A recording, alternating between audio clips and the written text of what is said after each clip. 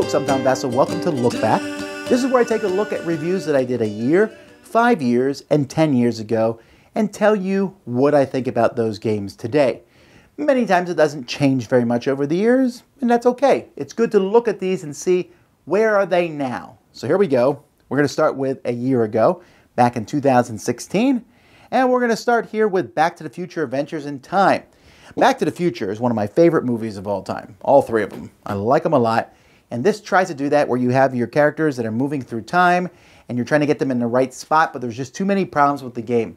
Some powers were better than others. Essentially just moving things around to get points. Not a good game at all, unfortunately, although I do like the theme. Then we have Take a Train. This is a game that would probably do better if it wasn't just a little bit too long, but in this game there's multiple styles of auctions and you're trying to get different groups of trains in front of you, sometimes kind of pushing your luck to take different colors of trains. There's fewer of some than others. There's a lot of neat aspects to this game as you're collecting these packs of trains. It probably could have been streamlined a little better. Tentacle, this is a game for kids as you will occasionally have to smash a thing and the tentacles come out and hopefully your pieces aren't where those tentacles are going to grab. Then we have Greedy Goblins. This is kind of a speed game where you're turning over tiles and grabbing them as quickly as you can.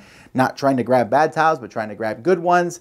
And sometimes watching what other people grab and put back or what have you. Silly fun, but you have to like real-time games for this one to work well at all. Then we have Giraffe Attack. This is a two-player game that I think would be best compared to War as you're playing different dinosaurs and flipping them over and seeing who has the better attacks. But you can add dinosaurs special abilities. When did they play their best dinosaur? Things like that. You have symmetrical decks to some degree, so you're trying to figure out when they're playing what card. But there's also randomness in the game, but it works really well for two players. Then we move to Happy Salmon. Wow, me and my kids reviewed this before, a year ago. Happy Salmon is one of the most annoying and yet fun games ever to exist. It's a game in which you have a deck of cards, you got to get rid of them, and you get rid of them by finding someone with the same card and shaking their hands, or doing the Happy Salmon, or doing a high five, or switching spots around the table. And everyone's doing it simultaneously, and it's great, entertaining, fun, and very annoying to anyone within a 30-foot radius, but that hasn't stopped people. I see it played at every convention. Happy Salmon. Then we have, let's see, next here is Android Mainframe. This is another game, the fourth game set in the Android universe after Android Netrunner, Infiltration, and now this one. This is an abstract strategy game where you're placing out different areas, trying to form areas on the board, getting different spots. It's outthinking the other people, but there's a little bit of randomness as you are using abilities to move things around and such. Intriguing. I liked it. Good components. That's Android Mainframe. Then we have Bastion. Bastion is a cooperative game where there's these monsters coming in and attacking and you need to fight them off. It's almost a tower defense style game, figuring out the best way to stop them. It seems impossible pretty much the whole game. It is possible. I think this one is being reprinted. I'm not sure by who coming this year. When it does, definitely you'll want to check that one out. Then we have Mombasa. Now this one has gone up for me. Me and Jason took a look at this one. This game here, which has a colonialistic theme as you take over Africa, but it's a stock market game. And what I really enjoy about this game is every game is different. Every game, you're going to maneuver what the boards are and the special abilities, and it's worker placement at the same time, trying to figure out the right time to do things. It's very in-depth, crunchy style, fun game. I wasn't expecting to like it as much as I did, but it's simple with a lot of cool options. Mombasa.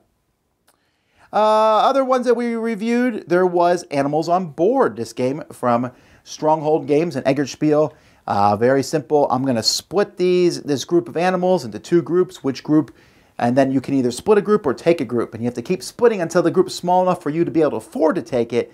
But you want to make sure you split it so it doesn't help someone else. And then you don't want to get pairs of animals. You want to get one or a group of animals. I just taught this game a few weeks ago. It went over really well. That's Animals on Board.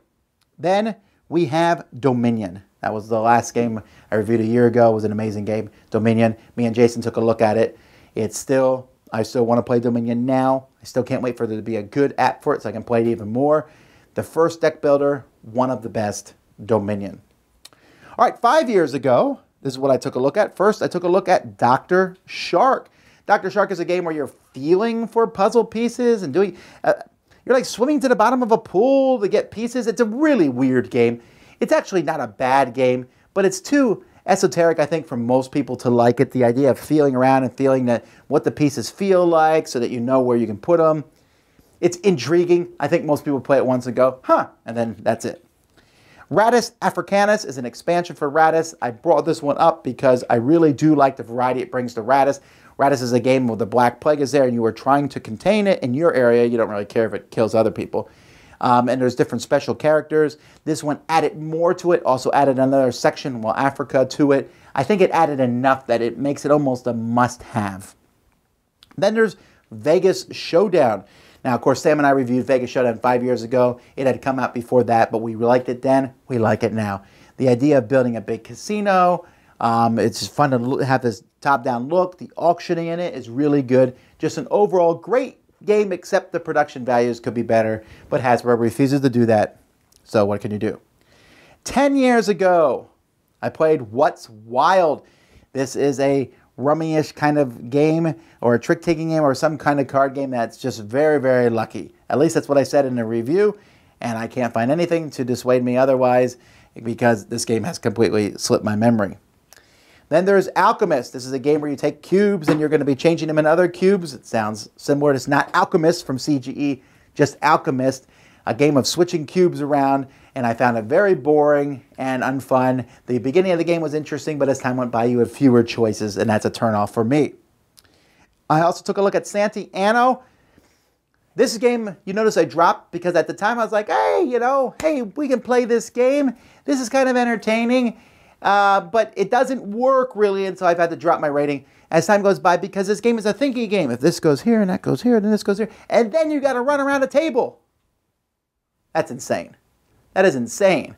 It's a bad combo. Not recommended for me. And then finally, Combat Commander Europe. Now, I've dropped this one a little bit in the ratings because it's not my style of game, but that does not mean I don't think it is an excellent game. It's a great tactical combat game from GMT, and where you're moving things around in special events. Highly recommend it if you want to play a heavier game than that, which nowadays I'm just not in the mood as much for. So those are the games I played a year, 5 years, and 10 years ago. Until next time, I'm Vasel, and you've been watching Look Back.